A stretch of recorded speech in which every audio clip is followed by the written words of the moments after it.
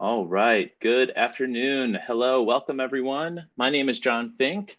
I'm a Senior Research Associate and Program Lead at the Community College Research Center at Teachers College Columbia. We're so excited to welcome you here to spend their time in the next hour talking about the transfer turnaround, rebounding enrollments, and recommendations from the updated transfer playbook. We have folks here from the National Student Clearinghouse Research Center, the College Excellence Program at the Aspen Institute, and of course, CCRC. And we're excited to share some new research, both on trends in transfer enrollments at community colleges, community college transfer outcomes, as well as recommendations from our fieldwork to excellent transfer partnerships in partnership with the Aspen Institute. So just a couple of things before we get started. I'll be sort of the MC walking through 3 different pieces of research that we wanted to share with you all today before moderating a discussion and Q&A at the end of those presentations. But just to note that this presentation and webinar will be recorded and shared to the folks who are registered, as well on CCRC's blog in the next week or so. We'll be monitoring the chat if there's sort of comments, and I would invite you all to use the chat to introduce yourselves, your role, where you're tuning in from today, so we can get a sense to know who's here. And then if you have questions, we will have time for a Q&A feature for our different presenters and research at the end of the presentations.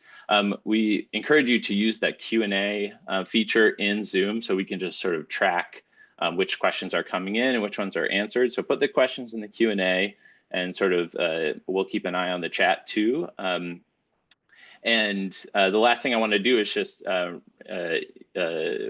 thank everyone again for joining. And we're going to sort of start with a presentation from Doug Shapiro at the National Student Clearinghouse Research Center. Then we'll have Tatiana Velasco from CCRC talk about our tracking transfer findings, and Josh Weiner talk about the findings from the transfer playbook. So without further ado, thank you for introducing yourself in the chat. Great to see everyone in here. I'll pass it over to Doug Shapiro from the National Student Clearinghouse to talk about the first study about trends in community college enrollments and transfers. Okay, thank you, John. And thank you all for being here. I'm really excited to be able to talk about our latest data that's all about the year-over-year trends in both community college enrollment on the one hand, and transfer trends into four-year institutions from community colleges on the other hand. And all of these data are coming from our 2 most recent reports in the National Student Clearinghouse Research Center, our fall 2024 current term enrollment report, which came out at the end of January, and our fall 2024 transfer enrollment and pathways report, which was just released 2 months ago, beginning of March. And that means that you can find these results that I'll be talking about in the dashboards that are available on our website, or for some of the details that I've pulled out specifically for this webinar, the data will be in the appendices that you can download, and I'll show you the links at the end of my slides.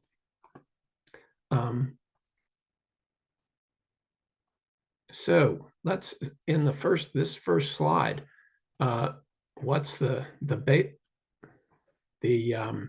first story is that, after large declines during the pandemic, 2 to 4 transfers are outpacing actually enrollments in the rebound from the pandemic. The numbers of transfers year over year declined less steeply than enrollments initially. And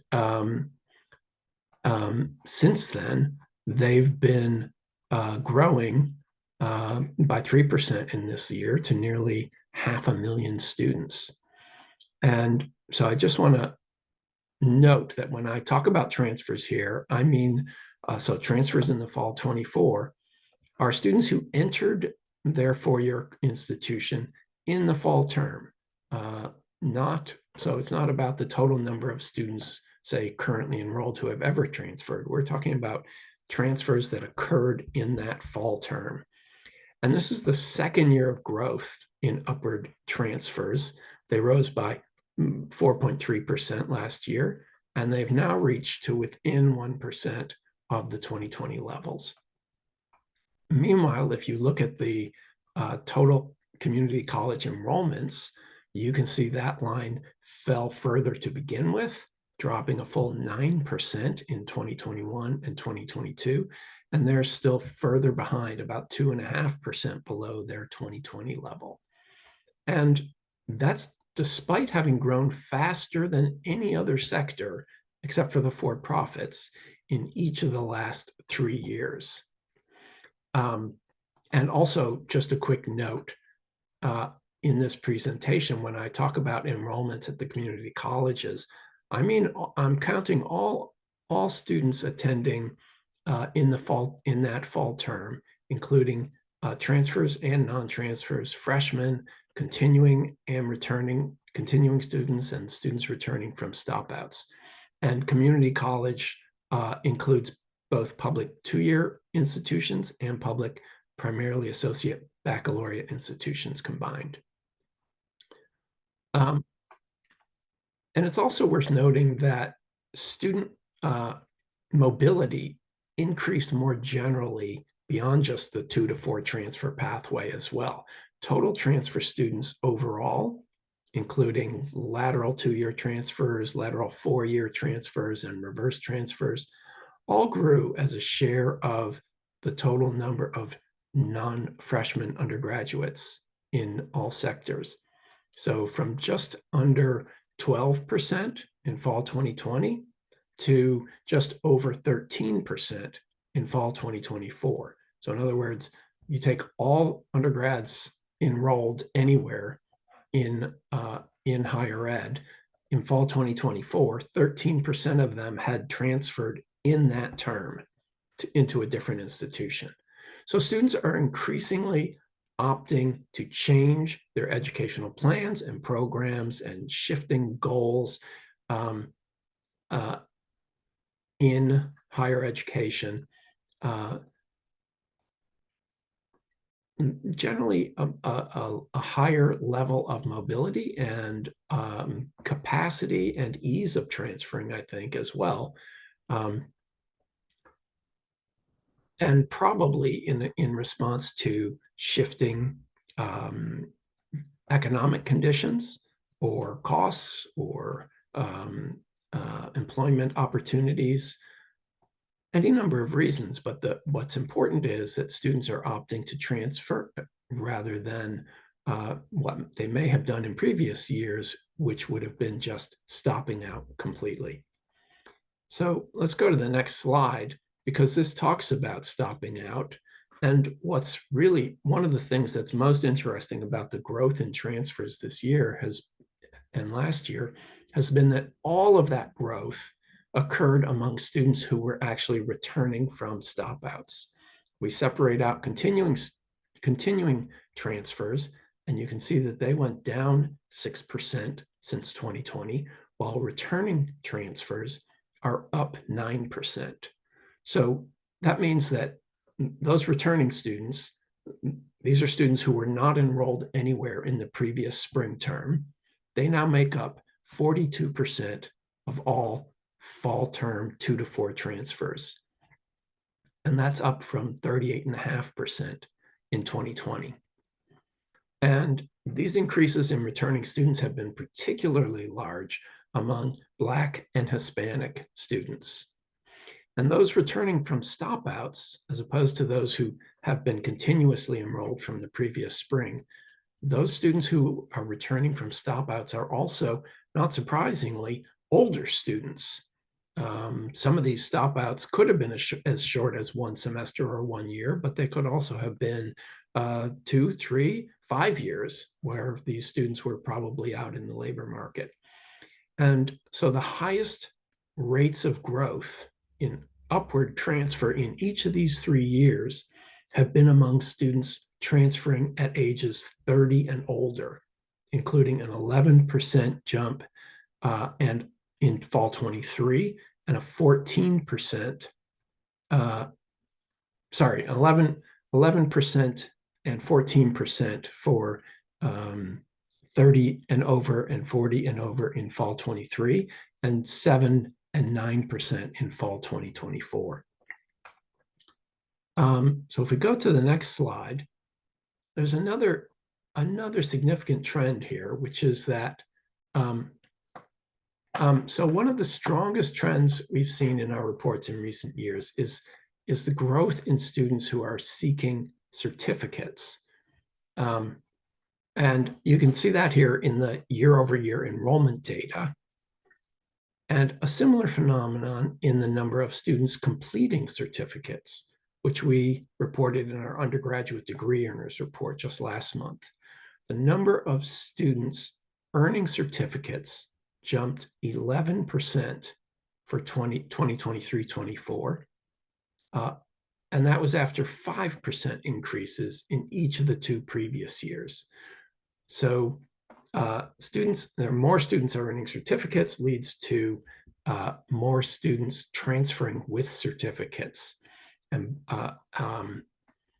you can see here in the transfer data, a 7% increase in the number of upward transfers that occurred with a certificate as the highest award in fall 2024. And that follows a 12% jump in 2023. So if we go to the next slide, it's important to note that certificates still make up a relatively small group. Just 4% of all upward transfers took place with a certificate in 2024, compared with 35% that had an associate's. But that associate share, as you can see, has been falling for the last 3 years, while the certificate share continues to grow. And we also saw that within this, students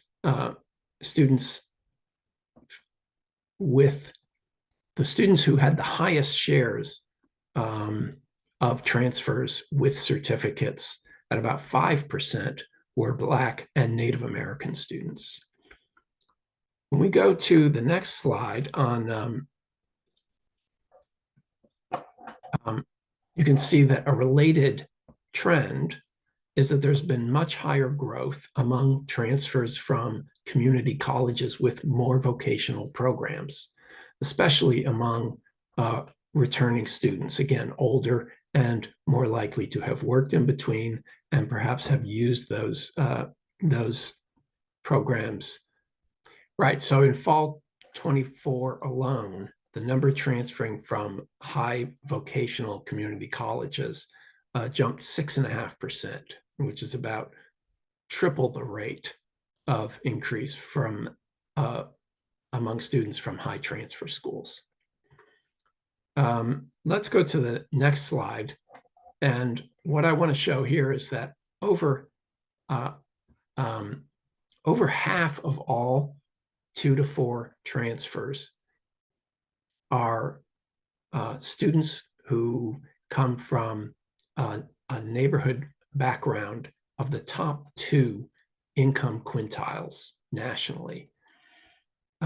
That's nearly twice the share as those who come from the bottom 2 quintiles. And there has been virtually no change in this distribution since fall of 2020. So you can see that these bars are identical in fall 2020 and fall 2024 across all 5 quintiles. So it's clear that there's not a lot of change. There's not a lot of progress in terms of the importance of this pathway for increasing access to the baccalaureate for low-income students. So let's go to the last slide, and just to summarize quickly, the most important point is that 2 to 4 transfers are recovering faster than total enrollments in community colleges and slightly faster than non-transfers at four-year institutions.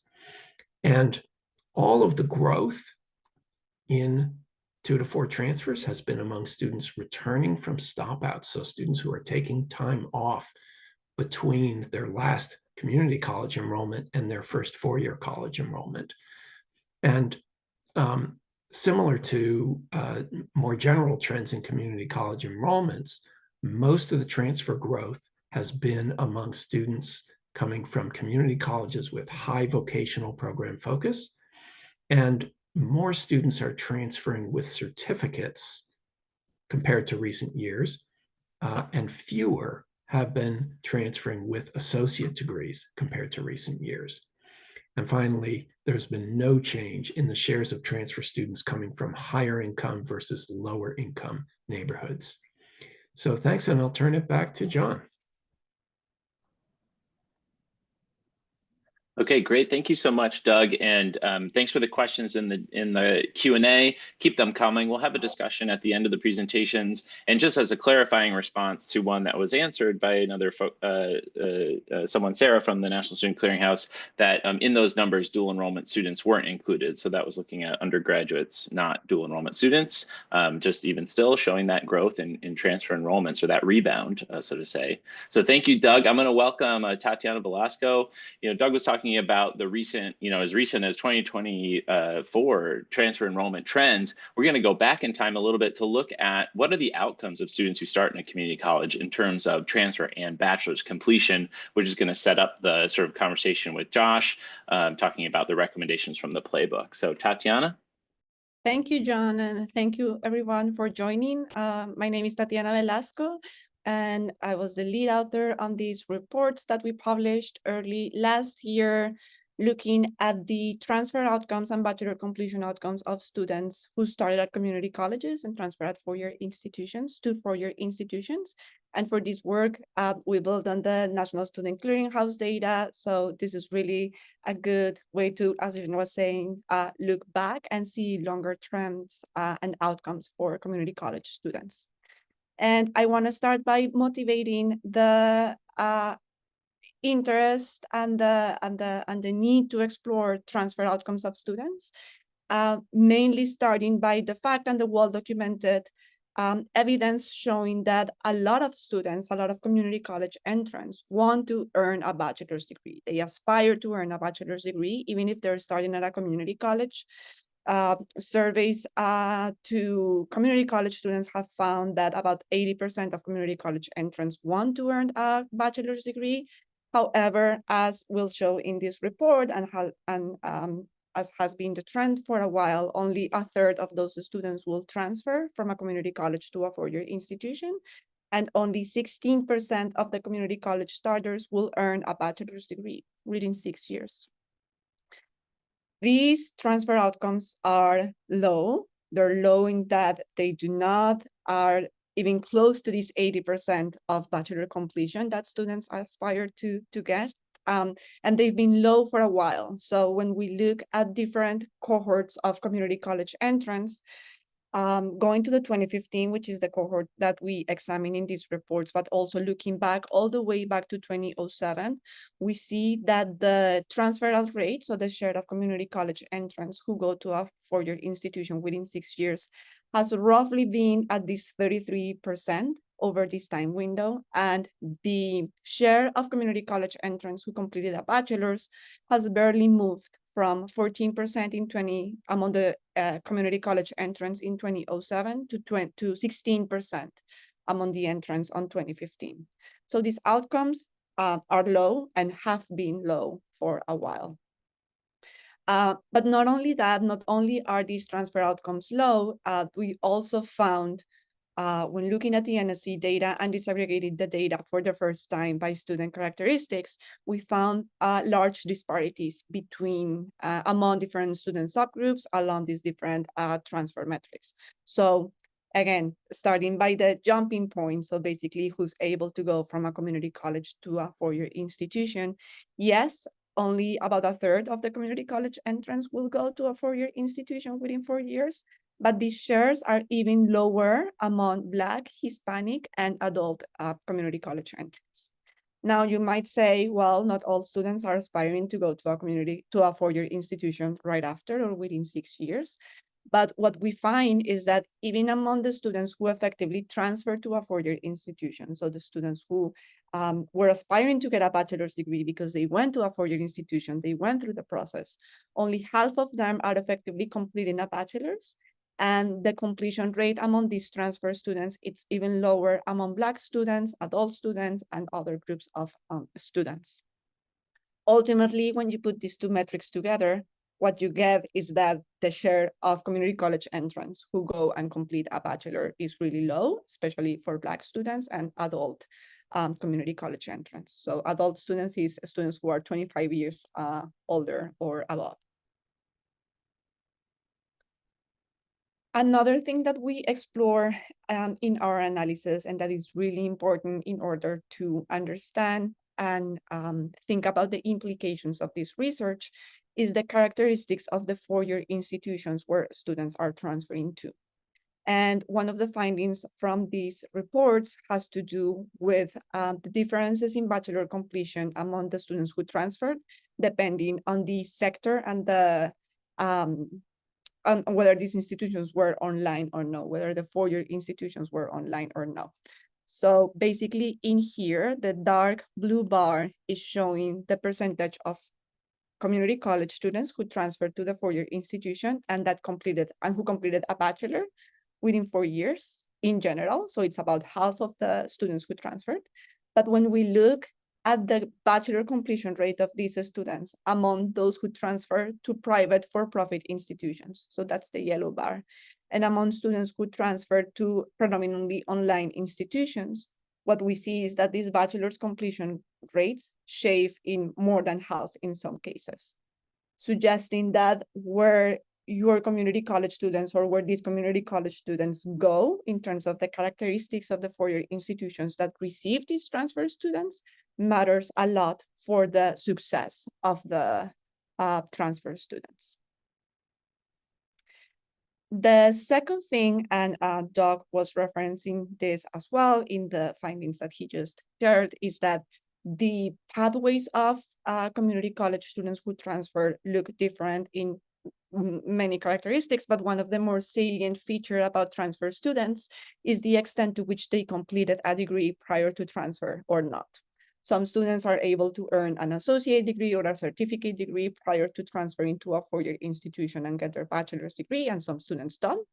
And what we find is that these characteristics is strongly associated to the chances of student success in terms of completing their bachelor's.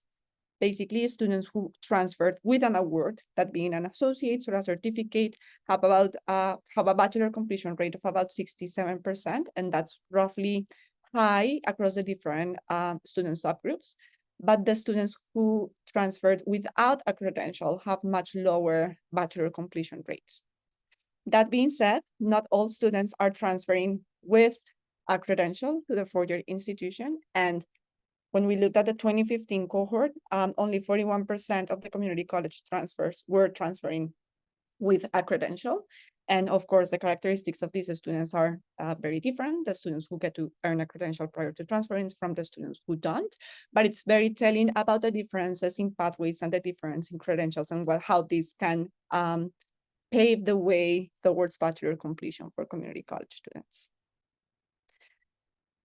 That being said, we show these national level trends and national level averages and outcomes, which are really important and informative. But we do observe a lot of variation in the outcomes across states, and that's documented in the report, but also within states across institutions. So for example, in this figure that I'm showing you here, this is each dot represents a community college, and then each column, it's representing a transfer outcome. So the transfer out rate, the transfer out bachelor completion rate, and the cohort bachelor completion rate. And as you can see, what I want you to kind of like to get from this visual is how dispersed these dots are in some states more than others. And this is basically suggesting that even in states that might seem to be struggling a little bit more on average, there are community colleges who are being able to get their students through the transfer process and get them to complete a bachelor's degree. So part of the work that we did with this data and that informed the transfer playbook, to which Josh is going to be speaking in a second, is identifying which were the community colleges and the four-year partners who were exhibiting strong outcomes among their community college transfer students. Basically, we wanted to identify the schools and partnerships that had stronger and more equitable outcomes. Equitable meaning that they had these strong outcomes, but they had them even for the groups of students that we saw were having nationally lower outcomes, such as Black and adult students and low-income students. And we basically use this data to identify these partnerships and to learn from them and see what they were doing that could explain their success. So I'm going to pass it back to John.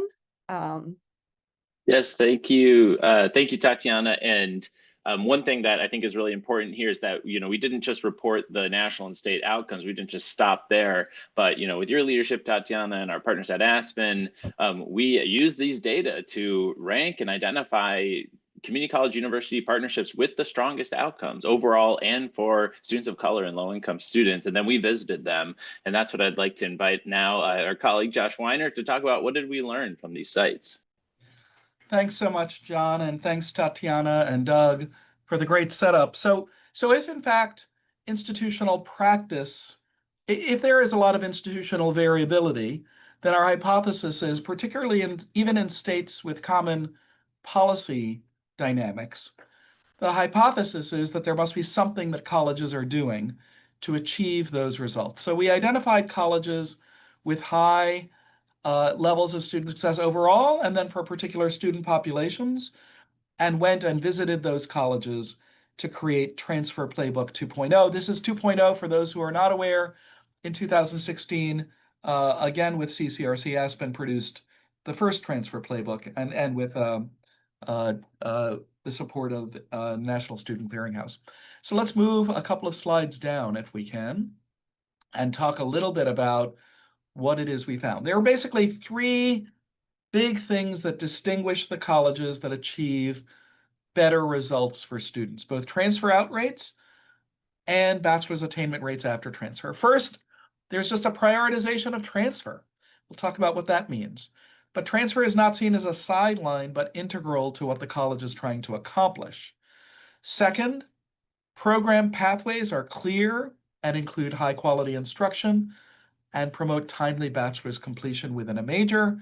And then finally, there's tailored transfer advising and non-academic support that fosters trust and engagement and provides accurate information and gets students all the way from the beginning of community college through to bachelor's attainment. So let's dive in a little bit. I'm not going to read every bullet on every one of these slides. We will share these slides as mentioned, and all of this is in the Transfer Playbook. But let's go ahead and move to the next slide if we can, and go to the first strategy here. I think that the main point here about Essential Practice 1 is that this is elevated to the level of strategy for the college. What we saw in colleges we visited is that they are thinking about the business purposes, meaning enrollments, for community colleges delivering value, and the mission purposes of the college. And transfer is part of a bigger whole. So four-year colleges looking to grow enrollments, looking to backfill upper division courses with students who might be interested in those majors, looking to meet labor market demand in their community, saw transfer as a means to that end. Maybe not the sole means to that end, but a means to that end. Similarly, community colleges that viewed transfer as a way of retaining their students longer, encouraging completion of the associate degree, realized that when students saw themselves in a college program, that they would be more likely to be retained and graduate. And in fact, they'd be able to meet their mission of connecting students to good jobs in their regional labor markets. Just a few things about this strategy one, Essential Practice 1. One is it really does require executive sponsorship. At virtually every college we visited, somebody in the cabinet, the president cared, but somebody in the cabinet was responsible. This can't just be a director level responsibility if in fact we're going to see quantum improvements in transfer. And the second is that you need resources. That means people and money to achieve the transformational models that I'm about to describe a little later on. Moving to the next slide. So the second essential practice here within strategy 1 really is end-to-end redesign. So a lot of colleges are requiring, we hear a lot at community colleges and four-year schools issues. People are addressing transfer through articulation agreements, recruitment strategies, visiting colleges, credit mobility efforts. All of those things matter. But what we saw at the colleges achieving much better student results was end-to-end redesign, fundamentally asking, what do we want students to experience? If we want to increase by 20 percentage points the number of students who move from one institution to the other, or increase by 15 percentage points the number of students who complete after they graduate, or better yet, both of those things, what do we need to redesign completely from end to end? What should students experience from the moment they walk in to the moment they leave? A lot of these programs, a lot of the conclusions drawn were that every student would be seen as a transfer student. So I can give you an example from Durham Tech in North Carolina. In their transfer partnership, they decided that every student, even the 45 or 50% who are coming in wanting to technical training, they would be exposed to transfer planning in a mandatory student success course right at the get-go. So the idea here is that you're going to redesign programs, you're going to help every student see the opportunity for transfer, get on a transfer plan, and see this as an affordable and viable option for themselves. Moving to essential practice number 3. The last was just that there are routinized processes that a lot of colleges, as they advanced in this work and prioritized transfer, work to try to make things automatic. So what are those routinized processes? Things like in all data reports, transfer students are flagged so that everybody can see how well transfer students are doing, making them visible where they aren't otherwise. In the entry processes, when students move from a 2 to a 4-year institution, making sure that students can quickly get decisions about which majors they're going to be admitted into, quickly can find out what financial aid will be, quickly learn about credit mobility. These are the things that technology and automation can help with, and that become standard operating procedures so that if there's turnover at one institution or another, those things will be maintained over time. And by the way, a lot of the institutions that we visited had been at this for a long time and did see turnover. And it was this kind of routinization of processes that enabled college transfer outcomes to continue to improve even when there was turnover in leadership and personnel. So let's move to strategy 2. So now that colleges have prioritized, what are they actually doing? And they're, as mentioned earlier, one is that they're just building really clear, high quality pathways with strong instruction that promotes timely movement to a bachelor's degree. So 4-year maps are really important, term by term 4-year maps. Those 4-year maps should maximize exposure, especially early in the community college sequence, to particular courses that align to the major that students are aiming for at particular institutions, preferably. The idea here is get students to test drive in the first semester through a really well-taught course, the major specific course that they are interested in, to see if that's what they care about. There's some evidence that students who make early decisions out of CCRC are much more likely to transfer and get bachelor's degrees, complete their degrees. It's also true that if students change their decision in the first year, that's not a problem because they're still able to apply the courses that they've completed in the first semester to most credentials. They won't have lost time and credits if they change in their first semester. So the idea is get students into a well-taught course right away and try to load, ideally in every semester, at least one major specific course in the community college pathway that's part of the 4-year pathway. Last thing, math and English specific to programs finished in the first year. All of the folks who are here from community colleges know that is helpful for associate degree completion. What we also found was that in these transfer partnerships, that prioritizing math and English in the first year was an important element of what enabled high levels of bachelor's attainment as well. The second strategy here, actually, before we go to the second strategy, we can go to the next slide. I just wanted to share some of the transformational models we saw, and we'll be able to share this. There are really 4 elements of transformational models when you're thinking about end-to-end redesign. One is trying to do away with the uncertainty associated with transfer. So that's things like guaranteed transfer or dual admission programs like they have at Nova and George Mason University, Northern Virginia Community College. The idea here is to separate out the uncertainty about transfer and to do away with that uncertainty and to only have the transition be what students have to experience when they're moving from one institution to the other. So one is certainty about making your way in. The second is co-location, particularly for folks in rural areas. We found co-location of campuses to be something that was transformational when done right. We'll describe that in a moment in an example. A third, guaranteed affordability. A lot of community college students and high school students just don't know if they're going to be able to afford a 4-year degree, especially those that choose community college because of its lower cost. Creating guaranteed affordability is really important. And finally, what you see in these models is connecting the bachelor's pathway to particular jobs, particularly for lower income students. They want to know, is this going to pay off for me? Often they're coming to community colleges because they may think that there are workforce credentials available to them. What good colleges are doing, good partnerships are doing, is saying to students, this bachelor's pathway can lead to a good job.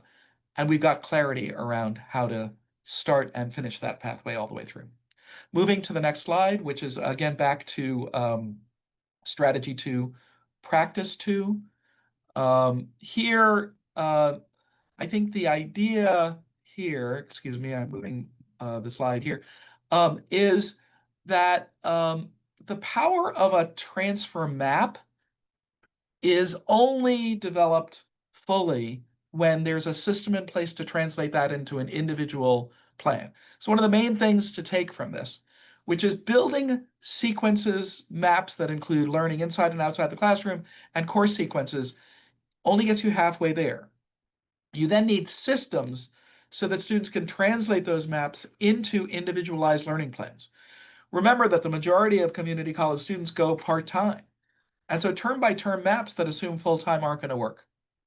It's also true that students have outside work obligations and family responsibilities. These plans help students see a path all the way to a degree that is unique to them, that considers their financial needs, the number of credits they're going to be taking.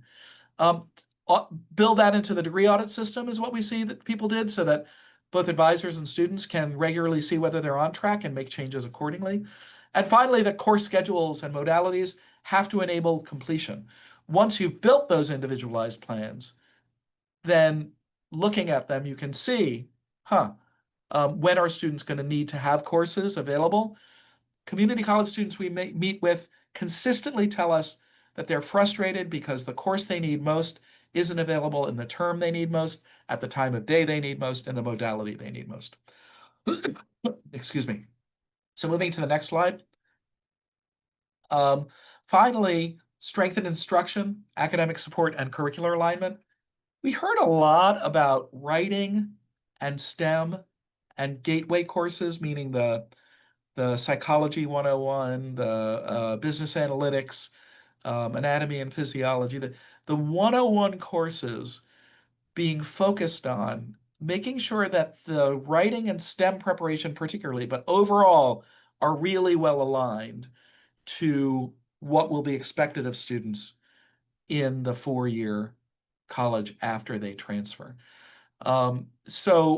This requires that faculty actually get to know one another across 2- and 4-year institutions, that they get training on transfer student needs, and the maintenance of pathways. You'll see a little bit in the George Mason example we're going to give in a moment, that the maintenance of pathways is really key to making sure that there is alignment between colleges. So when 2- and 4-year faculty build a pathway in English together and start to develop relationships and a common understanding of what they're after, and if they every year are reviewing how well students are doing on that English pathway, that is the kind of space and routine that will enable consistent strengthening of the curriculum and ensuring aligned curriculum, particularly in areas where students in writing and STEM fields, when they make the leap from a 2- to 4-year school, may not feel that those standards are aligned. So let's move to the last strategy here. The next slide, please, which is strategy 3. And that really is about advising. And I've already talked about building plans. What we saw colleges doing is making advising inevitable throughout the community college experience so that students had plans, but they had regular check-ins, that they consistently had check-ins. We saw this in the Alamo College that we visited, where at 15 and 30 credits, people were checking in. Have you chosen a transfer destination? Are you on track on your 4-year map? Have you actually done the things you need so that you're in a similar position to a similarly situated freshman or sophomore at the 4-year transfer destination where you're going? The advising is a way of consistently checking in with students to make sure they're building maps, choosing programs, choosing transfer destinations, and on the map all the way through. Routinized advising that's inevitable is the goal. We also saw that this tailored transfer advising often dipped into dual enrollment in high schools, where they were helping high school students choosing dual enrollment courses. We saw this at Imperial Valley, particularly in their partnership with San Diego State, that high school students were starting to research careers and transfer pathways that would get them to their desired degree of study and ultimately to the job that they thought they might be interested in. Moving to the next slide. There's a dichotomy here, which is you need transfer advising to both, you need transfer advisors to really care about students and to provide really good information. We saw both of those as really mattering. A lot of the transfer advisors who were hired actually were transfer students themselves, came from the populations that looked like the students in the community college they were working with. But it was also really key that they were trained on transfer specific information. I just want to make this really clear that that information without empathy doesn't work, but the other way around doesn't work either. The students we meet with are regularly, and we run a transfer intensive with ASCU, the student focus groups, the number of times we hear that students didn't just not get any advice, got the wrong advice from their advisors or faculty members. As my colleague Davis Jenkins, who's probably on this webinar, would say, it makes you want to cry. You got to make sure that the accurate information is there. And frankly, it's usually not the advisors or faculty members' fault. They're just not trained and given access to the right information. What we saw at colleges achieving really strong transfer outcomes is that advice was routinely high quality. Moving to the last slide here. The last point here is to think holistically about transfer advising, to make sure that you're taking care of students from the minute they touch the community college, even in high school, to make sure that you're helping students feel a sense of belonging and inclusion in the transfer process. First generation students especially need to understand that the transfer degree is for them. Everett Community College that we visited asks every student, where are you transferring? Where are you going to get a bachelor's degree? That is in the water. It's every student. John Jay Community College, rather John Jay University in the city universities of New York. Every student in the community college who declares that they're in criminal justice is automatically enrolled and automatically admitted, rather, to the John Jay criminal justice program, the bachelor's degree program. The idea here is help students feel a sense of belonging in community, in the assumption that you too are a bachelor's seeker and that we are going to work to make sure you get a bachelor's. I know we're running out of time. I'll go now quickly to the next slide and we'll just cover a few quick examples. If you don't know about the advanced program at Northern Virginia Community College and George Mason University, you should. It is a dual admission program where students indicate an intent to be part of advanced when they enter Northern Virginia Community College, and then during their first year, they are admitted into the advanced program. What that means is that it's no longer a question of whether they're going to transfer. Right from when they apply during high school, or if they're adults, from when they apply, they know that they're on this track and they're admitted. So they've separated out the moment of admission from the moment of transferring, of transition. They have common advising, strong meetings with faculty. They have over 100 program maps that are clearly sequenced, and then advising to help students build individual plans. Moving to the next slide. The results out of this program are remarkable. These are actually a little bit dated. I think we now have graduation rates which are just much, much better than we see in national data and frankly in other partnerships. Students are saving time, money, credit, fewer credits per bachelor's degree. The one other thing is that they've also, because these program maps align to specific jobs, they've gotten investments from Northrop Grumman of $1 million for scholarships and from others, because they see this 2+2 pathway as a way of developing diverse talent that can feed their need for skilled workers who both institutions are responsible for developing. Moving to the next slide. Last example, Arizona Western College and Northern Arizona University. These are colleges that are distant from one another, but they've had a common campus where Arizona Western is for many years, but they really didn't take advantage of it. They got together with a longstanding president at Arizona Western and a new president at Northern Arizona, and asked the question, what do we want to accomplish in La Paz and Yuma counties, the counties around Arizona Western? And what they decided was that their goal was not going to be increased transfer success. It was going to be to double the rate of bachelor's degrees in those communities by the year 2035. So transfer is serving a bigger purpose, as I mentioned earlier. It's serving the purpose of fueling economic opportunity for individuals and talent development for communities and employers throughout. They use that goal and what they call their BHAG, their big, hairy, audacious goal, to lobby the legislature for millions of dollars to fund a new mechanical engineering program, because that required faculty and equipment that they otherwise could not afford. And they've created these enduring partnership structures, as they have at George Mason, so that at every level, people are meeting and talking about what are our goals, are we meeting them, how can we improve where we're seeing problems that arise. So with that, I'll turn it back to John to open it for Q&A. Thank you, Josh. Thank you for overviewing the findings from the playbook, which we've included the link in the chat. I think we can take down the slides, because what I want to do, I first want to invite your questions in the Q&A, but also to welcome my colleagues back, Tatiana, Doug, and Josh here to join. And just, we've talked about sort of 3 different reports that are obviously focused on transfer and strengthening transfer, but I want to offer just some reflections and synthesis across these findings to sort of open up conversation and respond to questions.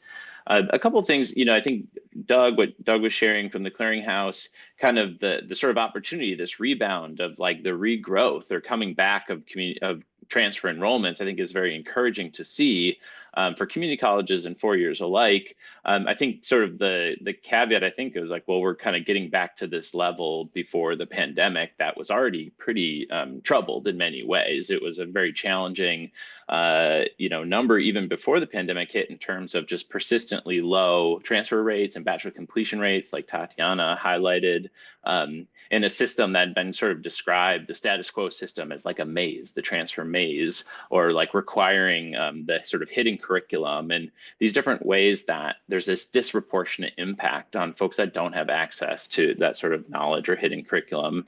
And I think that in the transfer playbook really offers this framework, both on the what's the program alignment and operations and advising and support, but also importantly on the leadership and investments and prioritization to actually make that that happen? Like, of course, people want to be supporting students, but are they supported to do so? Is there enough staff? And I think that that is a really kind of core part of that three-part framework. And another thing that really struck with me, Doug, from what you shared, that I just want to lift up again, is that not only are transfer enrollments rebounding for community colleges, but transfer enrollments in one of your slides said that they're growing at a slightly higher rate than for four-year institutions than non-transfer enrollment. So if we think about, rebound in the four-year sector, and I think the opportunity there is to really think about, well, what is the investments and supports to not just to improve enrollments, but to foster transfer success and to engage the four-year partners there. So the other thing I wanted to just call out, we had a couple mentions in the Q&A and chat, are just some like interesting sort of trends that that are worth highlighting from your data, Doug. That we know from the data Tatiana shared, that transferring with an award, an associate degree or a certificate, students who transfer with award do have higher completion rates of the bachelor's. At the same time, Doug, the data you shared shows that there's this like declining trend of transferring with an associate degree, which is what most students are transferring, and then a slight uptick in the transferring with a certificate, small numbers. Also, a trend perhaps related is that more transfers are coming from primarily vocational community colleges. So I think it's sort of highlighting some interesting things that may be shaping in this post-pandemic context to think about. And so I just wanted to kind of open it to you all to sort of react to those sort of synthesis, particularly thinking about, another one of your findings about the increasing number of students coming back from a stop out, Doug. What can we learn? What is the recommendations to sort of design these strong pathways that are going to meet sort of this, this group of transfers that are, perhaps coming from more vocationally oriented programs, certificates, but seeking a bachelor's, stopping out and continuing on?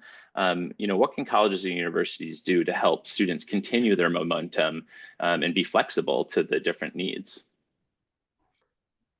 Well, a lot of good questions there and observations, and clearly there's so many ways to look at this. But I think the fact of the increasing numbers of students with stop outs coming back to transfer is really one of the most important ones here, because I think, one, you can think of that as students who may have graduated just within 1 or 2 years ago, for example, and felt the need to take a pause to go to work, save up some money to make the transition to the four-year college. But there's also going to be a component there of older students, much older students, who maybe graduated 5-6 years ago, or perhaps stopped out 5 or 6 years ago without any credential at the community college, have been working for a significant amount of time and suddenly deciding that now is the time for going back and completing a degree at a four-year institution. So that's a very different thing, and it could just be, again, as I said, an economic decision to want to save up some money before going on to the four-year, but it could also have been students who spent a significant amount of time in the workforce and realized that the education that they had previously from the community college was not really getting them where they wanted to be in terms of a fulfilling job. Yeah, I would just add to that. I think those are great insights, Doug. I would add, look, this is why the individualized learning plans matter so much. They shouldn't just be for first-time students entering. They should be for returning students as well. The problem is that when we get returning students sometimes who are a semester or a year away from a degree, we just load them up with credits without thinking about whether those credits of the associate degree they're going to earn has value in the labor markets or in transfer. And if you just load up a bunch of general education credits, and we saw this in our research, which is lots and lots of students, they're not going to be ready for junior year standing in a major. So the key is, no matter when a student is entering, you got to have systems in place that get them on an individualized plan all the way to a bachelor's degree if they're in liberal arts. Now, if they're in a workforce credential, sure, have them finish that. That has labor market value. That's great. But if these returning students want bachelor's degrees, just figuring out what their associate degree pathway will be isn't going to do the trick. They're going to end up with a Frankenstein of credits, Franken transcript, that frankly, no four-year institution is going to take to apply as the first 2 years of a bachelor's degree. So the key here that we saw and that in our research of every student being on an individualized learning plan is especially important for students who have stopped out or who are attending part-time, who are not on the traditional path. So you can really think about where they are and what it's going to take to get them on a bachelor's path all the way to a degree. Thanks, Josh. I also wanted to ask too, Tatiana and Doug, you shared both really rich data. It's at sort of at the national level, but how can, a college leader, practitioner, someone really use this data both to support like advocacy for greater resources and importance, but also improvement for their own programs? Thank you, John. I think that that's a great question.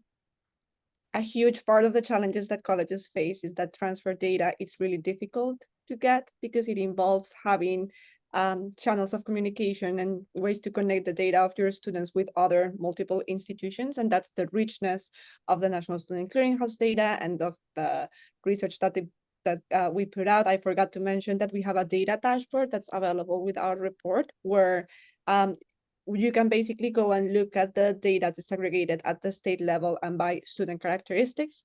We cannot show it at the institutional level, but one of the advantages of having this data disaggregated this way is that you can use it to benchmark where your students and where your institution is in terms of how you see it performing relative to the state metrics for specific groups of students and overall relative to other states, relative to different sectors.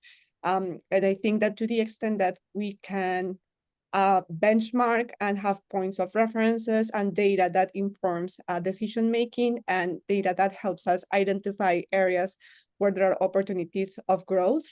As we show for the national level, for example, we see a lot of disparities for Black students and for adult students, even though these students are transferring at similar rates. And so these are areas where you can identify, maybe in my institution, there is an opportunity to grow with this specific group of students. And I see that we're far behind relative to what the state is doing, or we are ahead in this area, which is motivating digging into what we are doing as an institution to understand what are the strengths in our practices. So I think that that's one of the contributions of this work, and that's one of the ways in which people can rely on the findings from these different analyses. Yeah, and if I could just add on there, I think it's really important for schools and states to be able to benchmark to local data or regional data. We saw in all the results that Tatiana and Josh shared the importance of the different state contexts and even some of the local contexts, like in New York City, that schools need to really look at a finer target than just the national averages. I just want to respond to Lexa Logue's point because it's a really good one. We do see, particularly in some STEM fields at smaller community colleges, they just don't have the 200-level courses that students need. In applied associate degrees, they may not articulate very well. So we talked in the first transfer playbook about non-traditional pathways, 1 + 3, 1.5 + 2.5 pathways. I think once you commit in partnership to a transformational model with a four-year school, you will find that some of the degree pathways don't work as well as others. And 2 + 2 is not a panacea for everybody. The reality is, though, as John Fink has found, only 8% of students right now are doing 2 + 2. So if we can get that to 6 who complete a bachelor's, if we get that to 50 or 60%, we'd all be in good shape. So it's a good jumping off point for the conversation. But Lexa, your point is that once you get into these partnerships, you may find non-traditional pathways that 2 + 2 is not right for every program of study. Thanks, Josh. And I will say too that in the playbook, we did profile some programs that were trying to serve like working adults that were kind of getting applied associate degrees or kind of coming back from just working to get a bachelor's. And that was part of our selection too, to look at sort of older working adults and places having more success. I really wish we had more time to get to these great questions, but really appreciate everyone's thoughts and comments in the chat. We have our emails in there. This will be sent out. The recording, we'll have it on our blog with the slides as well. So please stay in touch. We'd love to hear from you all. Check out the playbook, check out these reports, let us know what you think. And we really appreciate your time today. So thank you, everyone. And thank you, Josh, Doug, and Tatiana for sharing the research.